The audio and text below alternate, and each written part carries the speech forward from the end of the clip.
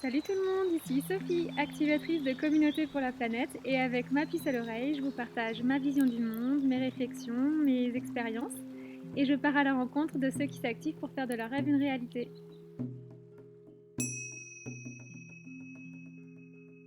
Et aujourd'hui, j'ai envie de revenir sur un sujet d'actualité qui n'a pas fait beaucoup de bruit au début et qui commence à faire un peu du bruit, et qui m'a d'ailleurs ça m'avait étonné qu'on n'en parle pas beaucoup et ça m'avait beaucoup touchée de voir cette actualité et donc j'ai envie d'en parler.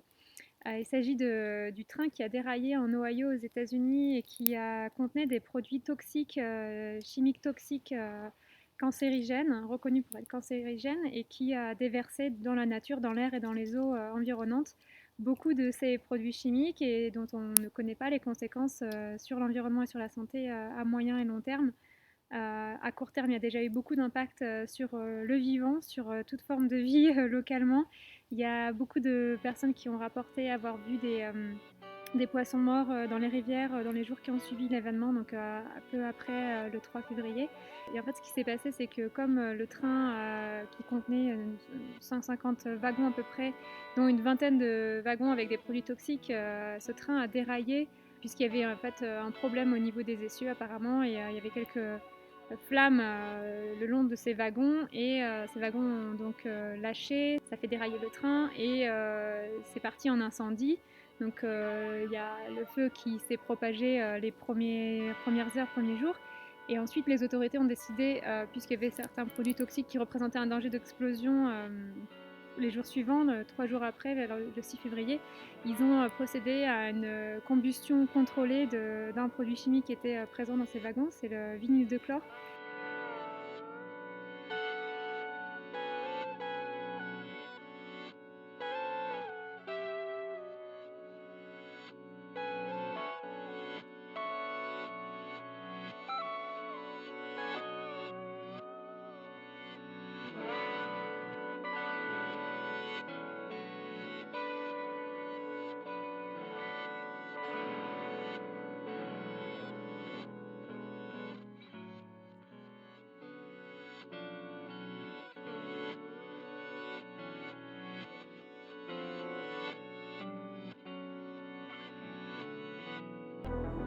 These aren't these aren't these aren't storm clouds.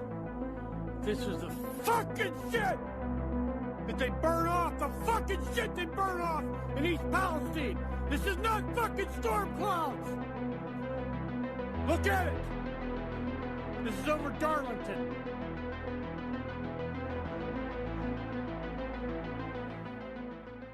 Ça a dégagé dans l'atmosphère un énorme panache de fumée noire qui se voyait depuis très loin et qui a causé des nuages noirs au-dessus des villes environnantes qui étaient assez impressionnants.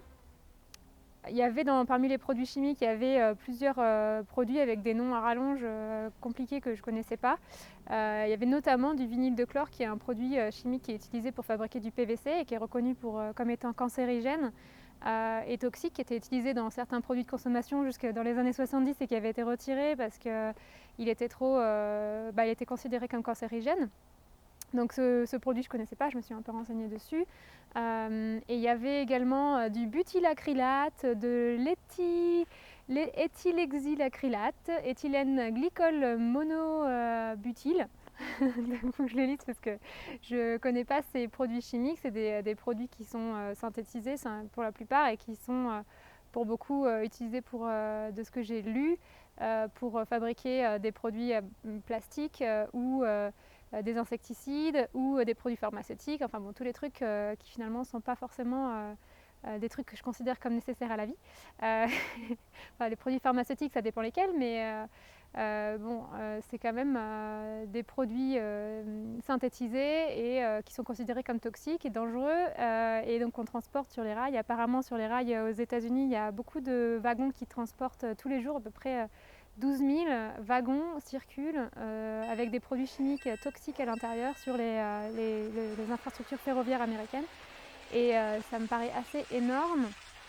Et il y a un débat aux États-Unis parce que les entreprises ferroviaires réduisent de plus en plus les budgets pour la sécurité des réseaux ferroviaires. Et d'ailleurs, les travailleurs dans le secteur ferroviaire avaient fait récemment des grèves ou avaient protesté par rapport à ces réductions de budget et aux conditions compliquées dans lesquelles ils travaillaient. Et donc tout ça fait que cet accident qui est intervenu, c'est quand même une catastrophe majeure qui est arrivée et qui était un peu attendue et qui risque de se reproduire d'ailleurs avec d'autres produits. Et donc moi ça me touche beaucoup parce que j'ai vu, c'est des images que j'ai vu circuler sur les réseaux sociaux, je connais personne directement en Ohio, je connais des personnes qui connaissent des personnes en Ohio qui sont très inquiètes, mais cet événement en fait a un impact qui va au-delà de ce petit village de l'Ohio où des gens ont dû évacuer pour permettre aux autorités de gérer la situation.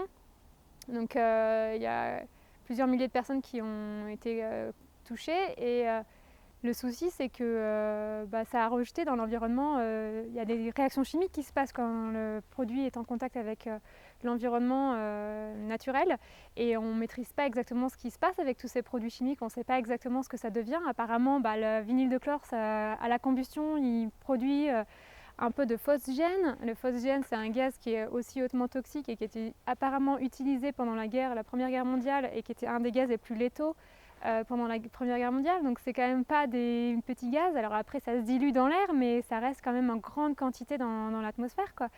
Même si ça réagit avec d'autres matières dans l'air.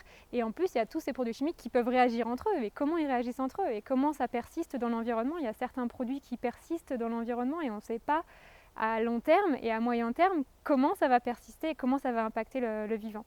Déjà au niveau local, il y a eu beaucoup d'impact sur la faune et la flore. Il y a des personnes qui ont reporté avoir vu des poissons morts dans les rivières par centaines.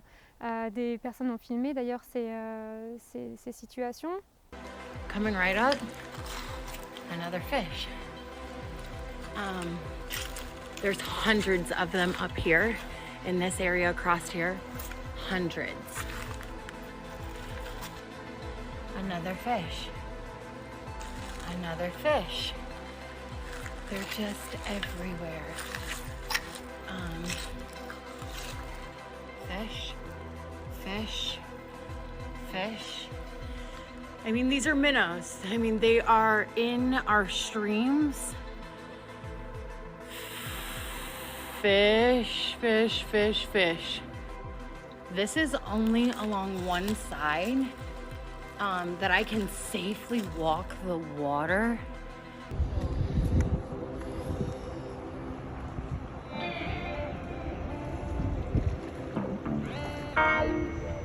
You guys scooping out all the dead ones.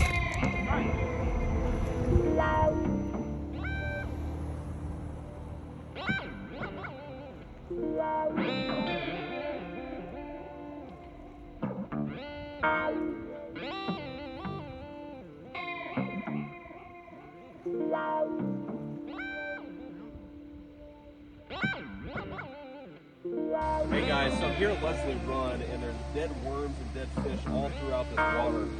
Something I just discovered is that if you scrape the creek bed, it's like chemical is coming out of the ground. Can you come here? And let me just show this to people. I don't know if you're able to see this on camera, but watch this. Just see that chemical pop out of the creek. This is disgusting.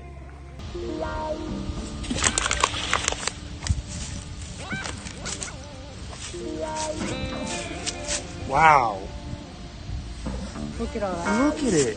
It's all in the bottom of the creek bed.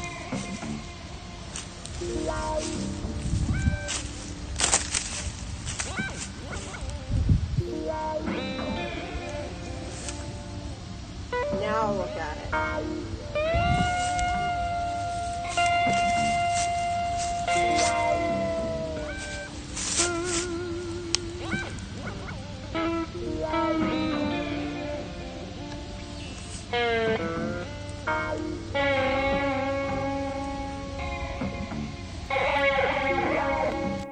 Il y a des personnes qui avaient des poules qui ont reporté avoir plusieurs poules qui sont mortes.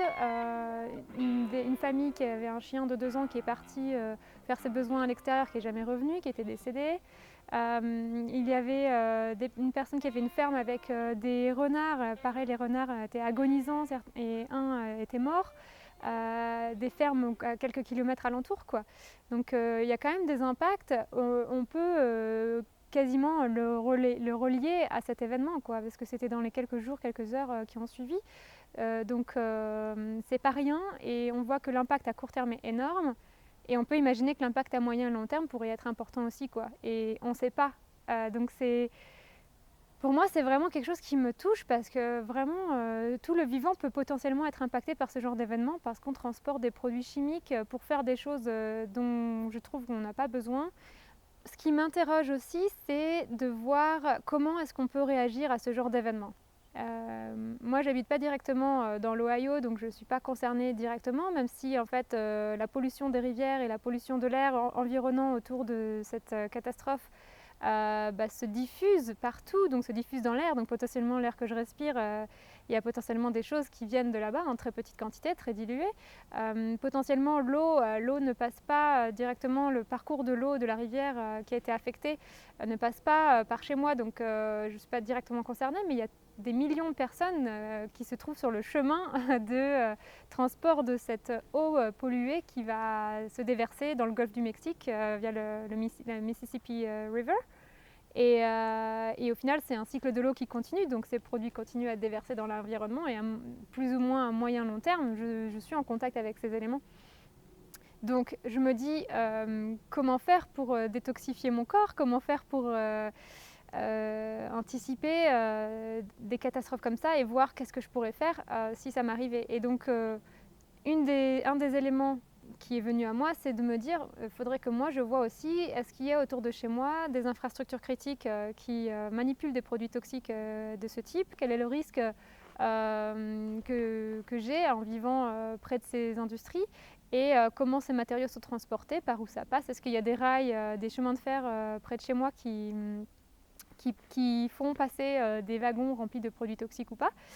Juste d'être informé en fait de ce genre de choses, d'avoir conscience que c'est là autour de moi, et aussi de me renseigner quels sont les plans d'urgence qui sont mis en place localement, et comment est-ce que les autorités répondent localement à ce genre de soucis, comment est-ce que les gens s'organisent quand il y a ce genre de soucis. Juste d'avoir en tête en fait que c'est là, et d'être conscient que c'est là. Et deuxième point, et ce qui est le plus important, et ce qui rejoint ce que je fais depuis très longtemps avec mon mode de vie, c'est que je suis dans un mode de vie zéro déchet, donc j'essaie de limiter au maximum les déchets, mais ça implique aussi de voir quels sont les matériaux que j'utilise, parce que même le recyclage pour moi n'est pas forcément la solution ultime. Donc quand j'achète quelque chose, je me pose la question, est-ce que cette matière, je vais pouvoir la retourner à la terre ? Et les produits chimiques qui étaient dans ces wagons sont utilisés pour fabriquer du PVC, qui est hyper polluant à produire, hyper polluant à recycler, qui était quasiment pas recyclable jusqu'à récemment. Les autres produits qui sont utilisés avec ces matériaux chimiques, c'est des insecticides, des choses dont on n'a pas besoin. Donc un autre point qui m'intéresse, c'est de voir comment est-ce que je peux identifier ces produits, qu'est-ce qu'ils font, à quoi ils servent, et boycotter en fait. Boycotter les produits qui utilisent des produits chimiques toxiques qui pourraient avoir un impact direct comme ça sur l'environnement et sur les êtres vivants. Et comment trouver une alternative à ces produits. C'est-à-dire que si vraiment j'ai besoin de quelque chose qui est fait à base de PVC, déjà, premièrement, est-ce que j'ai vraiment besoin de cette chose ? Deuxièmement, est-ce que je ne peux pas utiliser une autre matière pour faire ce que j'ai envie de faire, quoi, avec une autre matière qui vient peut-être de produits plus naturels, qui sont beaucoup moins toxiques pour la nature, qui sont aussi possiblement compostables, que je pourrais retourner à la terre.